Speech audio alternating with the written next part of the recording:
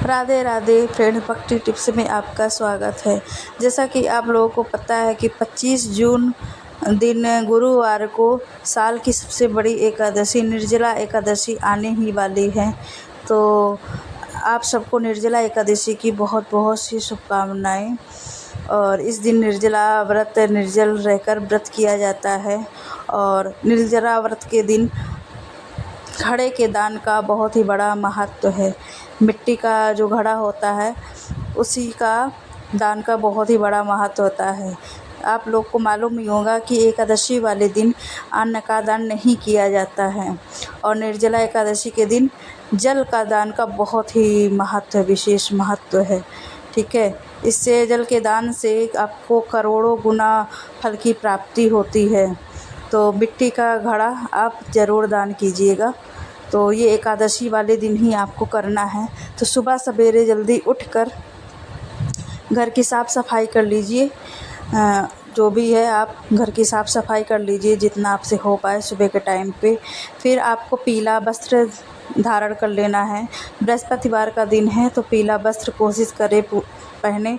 और विष्णु भगवान की पूजा है एकादशी का भी और बृहस्पतिवार का दिन का भी, तो पीला वस्त्र ही आप पहने। और इसके बाद आप सूर्य नारायण भगवान को जल दें, तुलसी माता की पूजा करें, केले के वृक्ष की पूजा करें, बृहस्पतिवार का दिन है। और फिर आप अपने घर के मंदिर में पूजा करें। आप चाहे तो अलग से चौकी लगा के भी निर्जला एकादशी की पूजा कर सकते हैं। चौकी पे पीला कपड़ा बिछाकर विधिवत रूप से भगवान विष्णु जी की पूजा कर सकते हैं। और अगर नहीं आप तो अपने मंदिर में ही आप पूजा कर सकते हैं। भगवान विष्णु जी की प्रतिमा रखकर, फ़ोटो रखकर आप उनको गंगा जल से स्नान कराइए। अगर आपके पास विग्रह हैं तो उनको पंचामृत से स्नान कराइए। लड्डू गोपाल जी हैं, शालिग्राम जी हैं तो उनको पंचामृत से स्नान कराकर आप अच्छे से पूजा पाठ कीजिए।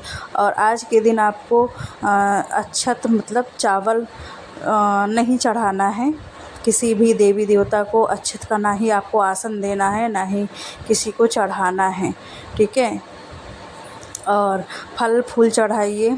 और अन्न का भोग भी नहीं लगाना है आपको। फल फ्रूट मेवा मिश्री यही सब का भोग लगेगा आज के दिन। ऋतु फल कोई ले लीजिए। आम है, खरबूजा है, तरबूजा है और लीची है। मतलब रसे वाली पानी वाले फलों का मतलब भोग लगता है और दान भी किया जाता है। और केला भी आप ज़रूर से ज़रूर चढ़ाइएगा। आज बृहस्पतिवार का दिन है, लेकिन जो बृहस्पतिवार की पूजा करते हैं वो केले का सेवन नहीं करेंगे। और भगवान को आपको भोग ज़रूर से लगाना है। और आप मिट्टी का घड़ा ले आएँ, एक दिन पहले से ही आप ले आएँ मिट्टी का घड़ा और उसको अच्छे से धो लें। और फिर मंदिर में रख के उसके ऊपर आप स्वास्तिक बना सकते हैं। मिट्टी के घड़े के ऊपर स्वास्तिक बना लीजिए। 5 जगह आप चाहे तो रोली से, हल्दी से, चंदन से टीका लगा लीजिए। और घड़े के कंठ में आपको मौली धागा बांध देना है, क्योंकि कंठ को आप खुला नहीं रख सकते हैं, खुला नहीं रखना चाहिए। तो आप कलावा बांध दीजिए। और फिर घड़े में आपको जल भर देना है। पहले आप थोड़ा सा गंगा जल डालिए, फिर उसके बाद शुद्ध जल डालिए और कंठ तक आपको जल भर देना है। और कहा जाता है कि मीठा जल ही दान देना चाहिए, तो उसमें आप 1 चुटकी चीनी डाल दीजिए। बहुत ज़्यादा मत डालिएगा। ठीक है, और जो घड़े का ढक्कन होता है, ढक्कन के ऊपर आप चीनी रख दीजिए। ठीक है, और जो जल होगा जल में आप 1 चुटकी चीनी ही डालिए, बहुत ज़्यादा मत डालिएगा। और फिर घड़े का आप पूजा कर लीजिए, धूप दीप दिखाइए, अच्छे से पूजा कर लीजिए। और फिर आपको घड़े को 2 बार हाथ में जल लेके फूल लेके आपको दाहिने से बाएं की तरफ मिनस देना है। उसके बाद जल को वहीं पे छोड़ देना है। और फिर ये घड़े को आपको दान कर देना है। कोशिश करें कि एकादशी के दिन ही दान किया जाए। और एकादशी के दिन दान का बहुत महत्व है, तो इस दिन आप फल का भी दान कर सकते हैं। पानी वाले फल का दान कर सकते हैं। और जो पंखा होता है, हाथ वाला पंखा बाँस का, उसको भी दान किया जाता है। गर्मी का टाइम है तो गर्मी के दिनों में पंखे का भी दान निर्जला एकादशी के दिन बहुत ही महत्व होता है। तो और अब इसके ऊपर आप दक्षिणा भी रख सकते हैं, जो भी आपको दान दक्षिणा देना है वो भी रख सकते हैं।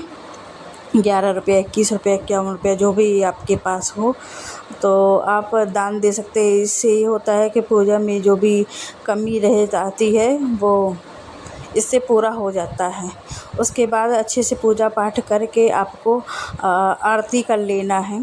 और निर्जला एकादशी के दिन जो लोग व्रत रह रहे हैं वो एकादशी की कथा ज़रूर पढ़ लेंगे, क्योंकि बिना कथा के व्रत संपूर्ण नहीं होता है। और इसके बाद आपको कपूर लौंग से आरती कर लेनी है। पहले गणेश जी की आरती करेंगे, फिर विष्णु भगवान जी की आरती करेंगे। और इसके बाद आप दान कर दीजिएगा।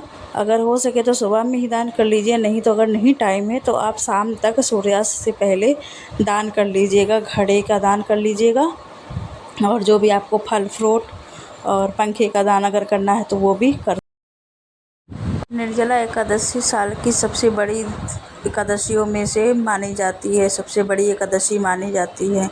तो अगर आप लोग पहले से व्रत करते आ रहे हैं तो ही ये व्रत कीजिएगा। और अगर आप नया शुरू करना चाहते हैं इस साल, तो इस साल नया व्रत नहीं शुरू करना है, क्योंकि इस साल मलमास लगा था। तो मलमास वाले साल में नया व्रत नहीं शुरू किया जाता है, ठीक है। तो अगर पहले से करते आ रहे हैं तो ही कीजिएगा।